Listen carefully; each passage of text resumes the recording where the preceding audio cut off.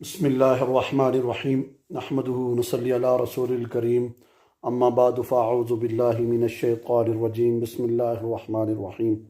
آج انشاءاللہ تعالی میں آپ کے سامنے جادو اور جنات کے حوالے سے بات کروں گا، اور جادو جنات میں جو مسائل جو معاملات ہوتے ہیں وہ کیا ہوتے ہیں۔